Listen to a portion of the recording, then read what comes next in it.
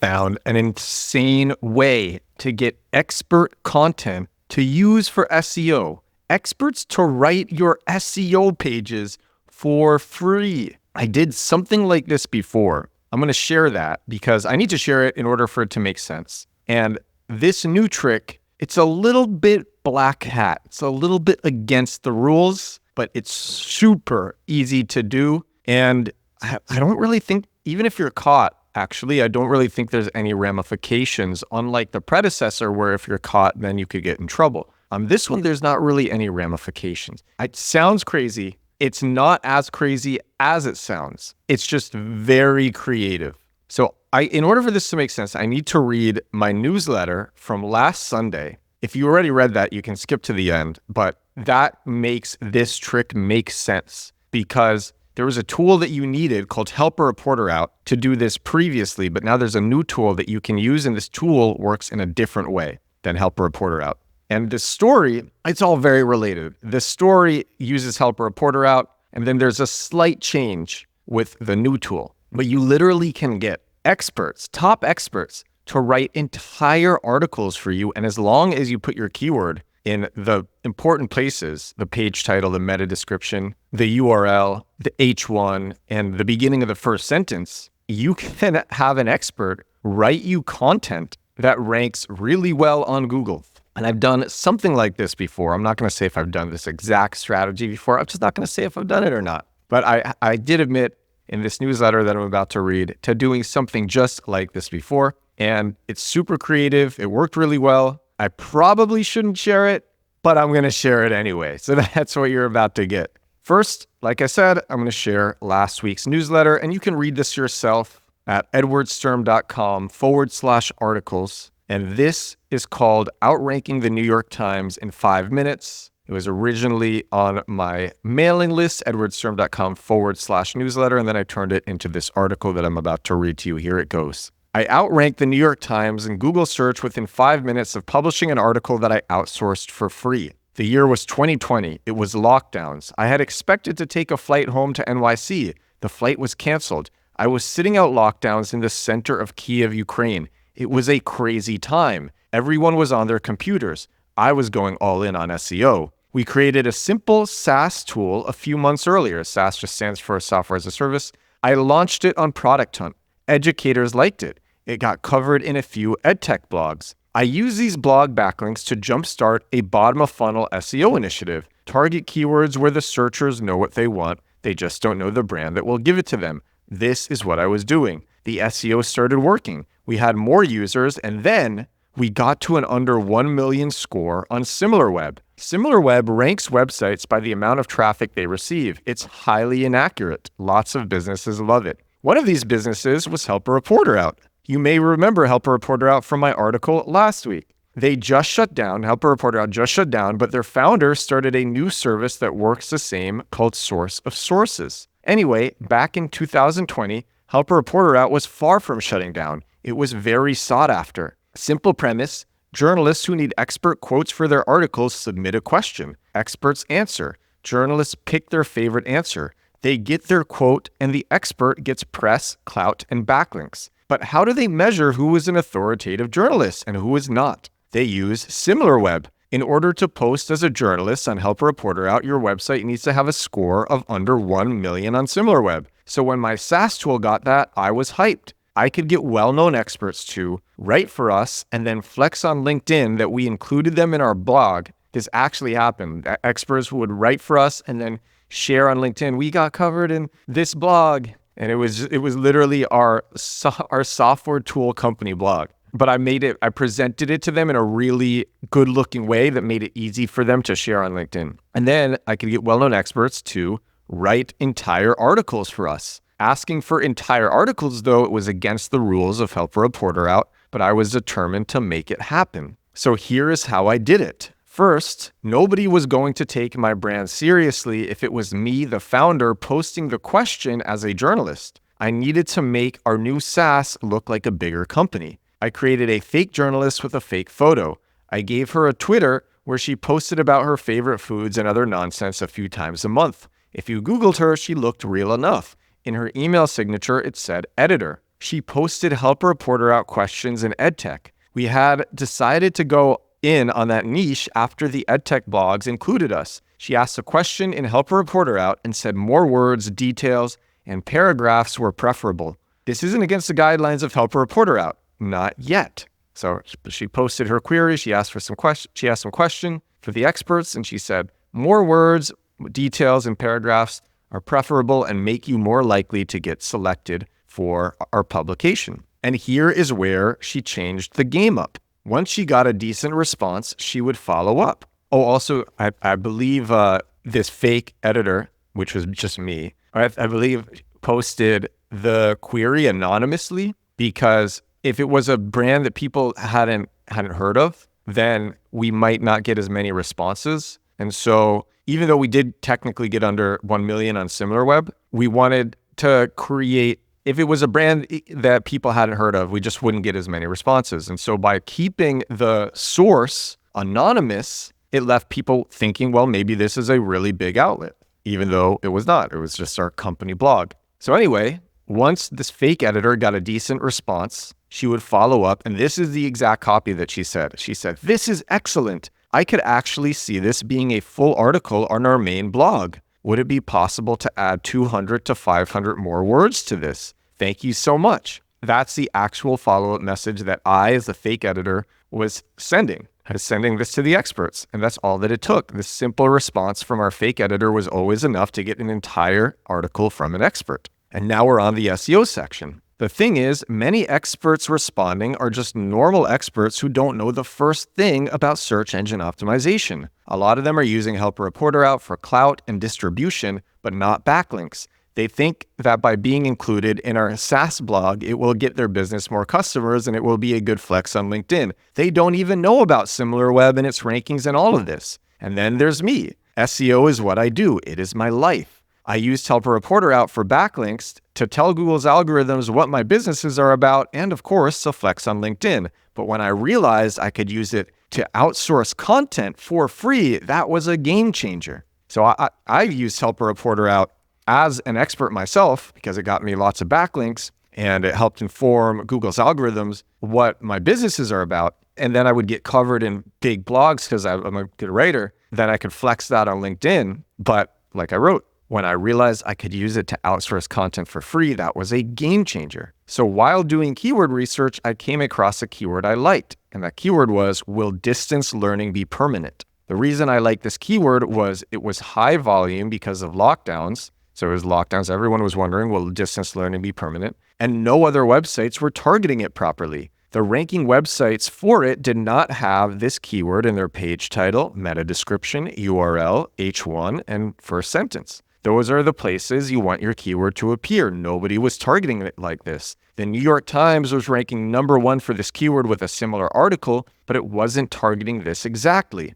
One of my journalist queries with the fake journalist was basically, we're writing an article about if distance learning will be permanent. Please share your thoughts and credibility in education. Longer answers will be rewarded, so feel free to write as much as you can on this. After the bulk of the article was written by the expert, all I had to do was proofread, add images, and put the keyword in the correct places above, and that's exactly what I did.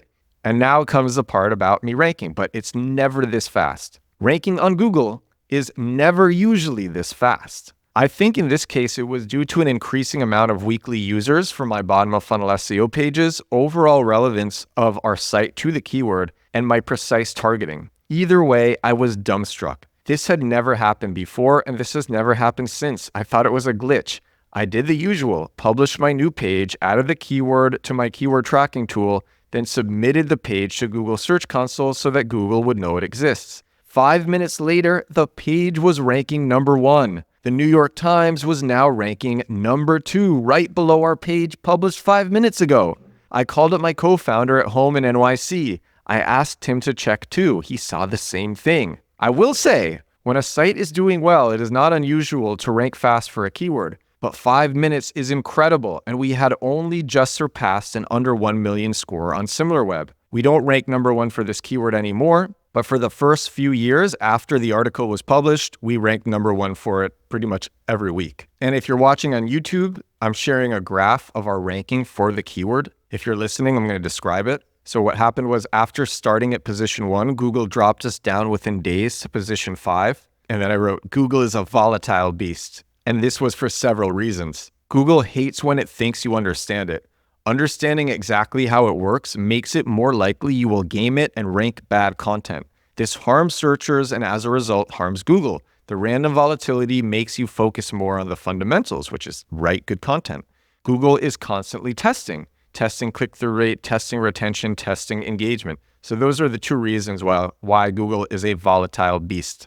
Regardless, we quickly got back up to number 1 for the keyword will distance learning be permanent and stayed there for years. And actually, it took us only 6 or 7 weeks to get back up to number 1 and just stay there for years. And here is the craziest thing. This is a bit related now to the strategy that I'm going to share after this, but I got to share this. And this is how the newsletter, which I turned into this article, ends. So the craziest thing, a few months after publishing this article, we got into an EdTech accelerator, an education technology accelerator. I honestly don't even know how to preface this next part. It is so wild. The amount of people in our cohort was small, under 20, if I recall. One of them was, you guessed it, the person who guest wrote this article. The accelerator was remote and I scheduled a video chat with her. She was accomplished in her own right and I wanted to meet her. I told her everything. SimilarWeb, the fake journalist, the keyword targeting, and her article, which was then still ranking number 1 for the keyword. She wasn't even angry.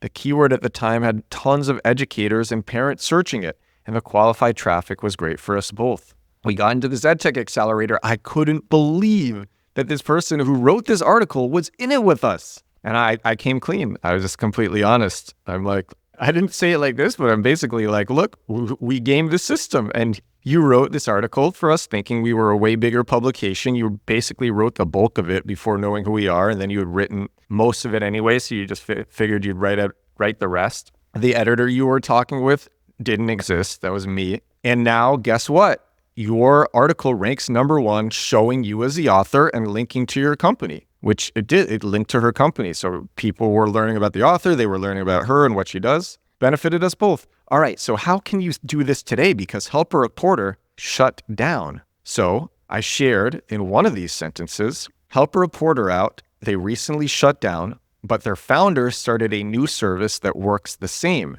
And that service is called Source of Sources. So if you go to sourceofsources.com, and I've shared Source of Sources before, it's the same thing. The only difference is there's a lot less leniency. If you are caught as an expert and you are submitting unrelated expert quotes or AI written quotes or pitching journalists when they're not asking to be pitched or any of that stuff, if you are not using it in the way that it is intended, you are going to be kicked from the system and banned, and there's no leeway. You will not be forgiven. But when it comes to being a reporter, there's really not many rules. You don't need to have technically it says you don't need to have an under SimilarWeb 1 million score. I think it's an automated system. And I would bet that because it asks for the media outlet and media outlet website. And I would bet that it automatically looks up the media outlet website on SimilarWeb. And if it is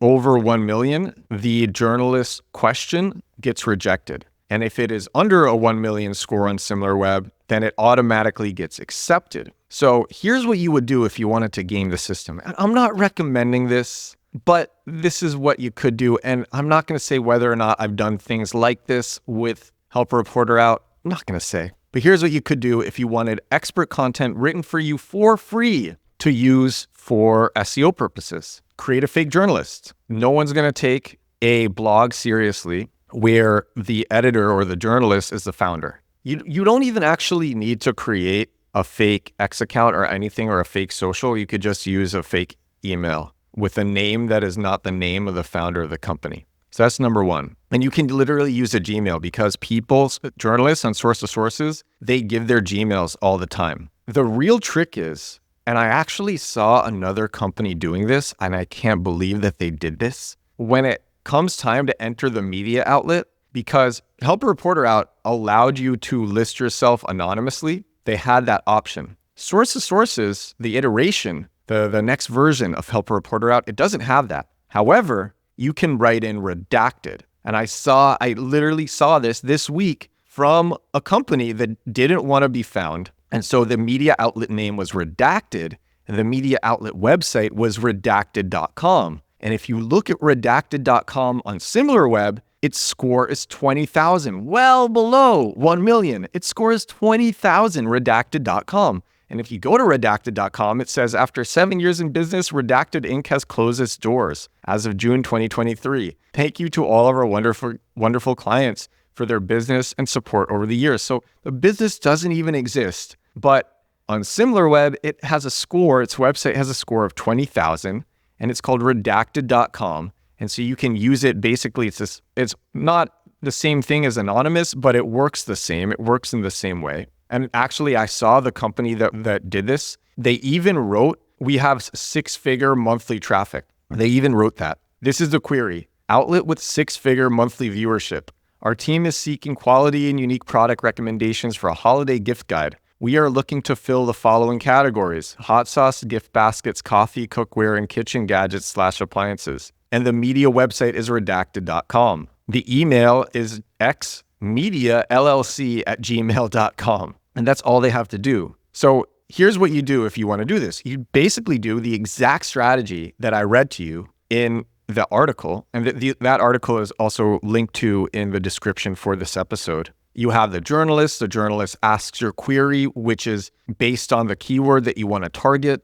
You say more words and details, and paragraphs are preferable. Then when an expert gets back to you and you like their stuff, you say, this is excellent. I could actually see this being a full article on our main blog. Would it be possible to add 200 to 500 more words to this? Thanks so much. They do that. You take what they wrote, you proofread it, you add in images, just make sure it sounds nice. And then you take your keyword and you write the first sentence yourself. And the first sentence has a keyword in it. And that keyword is also the H1, the page title, the meta description, and the URL. And there you go. You've gotten an expert. And then you actually put the expert as the author for this and give them a good author description in a description box below or on top of the article, wherever your description box is for the author. Link to their site. Be nice. They're writing your content for you and they're doing it for free. And now you've gotten this expert content on your site for free. And they just wrote it all for you. And it's targeting a keyword that you care about. And that's how you would do it, because redacted.com is automatically getting accepted to source of sources. Crazy that this is possible. All right, that is what I got for you on today's episode, on this episode of the show. This is episode 508 of my daily digital marketing podcast. This was indeed an insane way to get infinite expert SEO content for free, because you can do this over and over again. 508 days in a row doing this show. If you like this episode, you probably like my SEO product, compactkeywords.com, or you like other episodes of this show because I have 508 of them. All right. Thank you so much for watching. If you are watching on YouTube, thank you so much for listening. If you are listening on Spotify or Apple Podcasts, I will talk to you again tomorrow. Bye now.